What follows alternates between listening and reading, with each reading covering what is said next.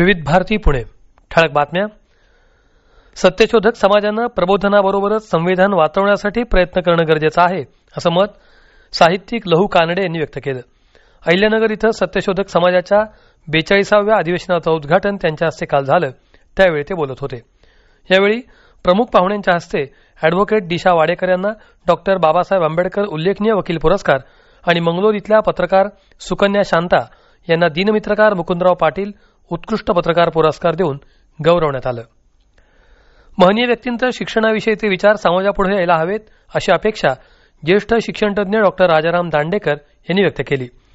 ज्येष्ठ गायिका डॉक्टर प्रभा अत्रे पुरस्कृत आबासाहेब अत्रे पुरस्कार वितरण सोहळ्यात ते काल पुण्यात बोलत होते. बालमानसशास्त्राच्या अभ्यासिका आणि लेखिका दिवंगत शोभा भागवत यांना तसंच पिरंगुट इथल्या संस्कार प्रतिष्ठानच्या मतिमंद मुलांच्या निवासी शाळा आणि प्रौढ मतिमंदांसाठीच्या निवासी शेती प्रकल्प राबवणारे उल्हास केंदळे आणि प्रतिभा केंदळे या दाम्पत्याला इंदिरा आबासाहेब अत्रे पुरस्कार यावेळी प्रदान करण्यात आला.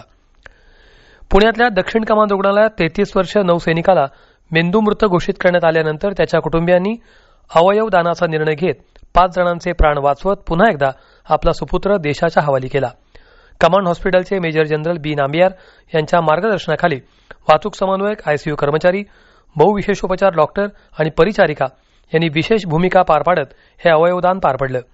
लष्कर तसंच राज्य पोलिसांच्या मदतीनं हे अवयव मुंबईपर्यंत ग्रीन कॉरिडॉरमधून वेळेत पोहोचवण्यात आले. वैनगंगा नदीवर फिरायला गेलेली 4 शाळकरी मुलं खोल पाण्याचा अंदाज न आल्यामुळे काल पाण्यात बुडाली. ही सर्व मुलं गडचिरोली इथल्या हनुमान वार्डातील रहिवासी आहेत. यातील एकाचा मृत्यू झाला तर 3घांना वाचवण्यात यश आलं आहे. या होत्या आतापर्यंतच्या ठळक बातम्या. यानंतरच्या ठळक बातम्या सकाळी 10:58